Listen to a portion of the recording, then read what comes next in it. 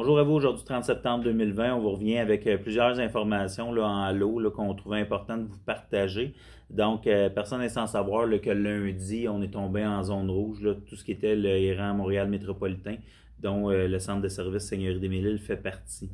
Donc, en lien avec ça, quand on demande aux gens de limiter les transports et les contacts entre différents milieux, on trouvait important de revenir avec les visites d'école qu'on vous avait annoncé la semaine dernière, qu'on était pour se promener là, dans des écoles. On avait déjà commencé, il y avait déjà des envois qui avaient été faits.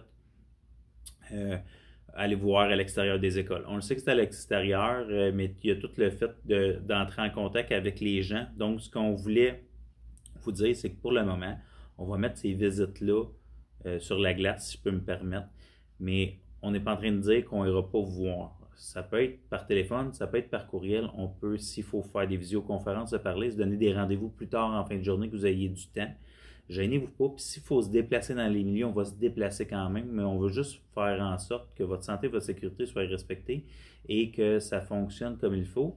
Puis en plus, quand on regarde la température présentement pour les 2 prochaines semaines, c'est assez de la pluie à tous les jours. Donc, je crois pas que les gens vont avoir le goût nécessairement de sortir à leur pause, leur dîner à l'extérieur pour venir nous voir à la pluie. Ce matin, on a interpellé les délégués, les facteurs chez vous, dans vos milieux, parce qu'on va leur remettre des choses. Ils vont vous interpeller la semaine prochaine pour de la mobilisation. On est en négociation. C'est important d'être prêt, d'être présent, d'être mobilisé. Donc, la semaine prochaine, on va vous revenir avec des consignes par rapport à la mobilisation. Mais vos délégués sont déjà au courant, vont travailler là-dessus et vont vous revenir, vont vous fournir des choses au courant de la semaine prochaine. Hier, on vous a mis un l'info-négo numéro 7 sur le Facebook pour vous dire comment que ça allait à la table de négociation. Le comité de négociation du secteur scolaire CSN a fait une demande de négociateur, médiateur dans les négociations pour la partie francophone. La manière de la partie patronale de répondre à ça, c'est de dire, bon, on va attendre qu'il y ait quelqu'un de nommé, on ne continue pas. Donc, encore une fois, on fait en sorte d'étirer la négociation. On voit en conférence de presse, oui, on veut régler avec le monde du secteur public, mais de l'autre côté, au table de négociation, c'est totalement le contraire qui est fait en parole et en geste.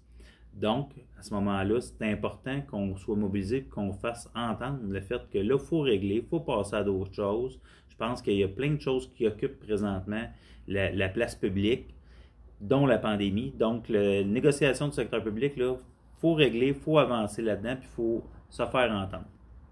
Dans le même suite d'idées, vous avez vu, là, on a mis un article comme quoi qu'il y avait un investissement de 85 millions là, de la part du gouvernement vers les centres de services scolaires. C'est un gros montant, on ne s'en cachera pas, on est en temps 85 millions, ça apparaît. Par contre, quand on défait ce montant-là et qu'on le ramène au nombre d'établissements dans la province, on parle de moins de 10 000 $ par école. Puis on parlait, c'était pour la ventilation, c'était pour engager du nouveau personnel, donc il faut l'avoir en tête, là. On ne dit pas qu'on est contre le 85 millions, on dit juste que c'est très peu dans les conditions actuelles. Puis je pense que c'est du ressort de toutes les personnes qui travaillent, les travailleuses, les travailleurs du secteur public, d'arriver puis de dire aux gens, de déconstruire le mythe que vous vous plaignez, il y a de l'argent qui est investi. Oui, il y a de l'argent qui est investi, on est satisfait, mais on en veut plus pour donner les services de la bonne manière puis faire en sorte que tout le monde soit respecté là-dedans. Donc, on trouve important de vous ramener ça aujourd'hui. Comme je vous ai dit, vous allez être sollicité par les délégués la semaine prochaine, donc d'être prêt à être mobilisé. Vous nous l'avez montré à l'ensemble de la province lors de la journée du personnel de soutien le 24 septembre dernier. Vous étiez mobilisé, vous étiez là. Donc, on va vous revenir avec un peu plus d'explications là-dessus. En terminant, ce que j'aimerais vous dire, c'est pour les personnes qui vont passer des tests COVID, qui ont des symptômes, n'hésitez pas à nous tenir au courant. Ça va être confidentiel. Par contre, ça nous permet de suivre l'évolution de la situation dans les milieux, à savoir qu'est-ce qui se passe. C'est toujours confidentiel. Le but, c'est vraiment d'être capable de vous représenter. Puis s'il y a des suivis à faire, qu'on puisse faire le suivi avec vous. On trouve important de vous mettre au courant de tout ça aujourd'hui. On va se rejaser bientôt. Je vous souhaite une bonne journée.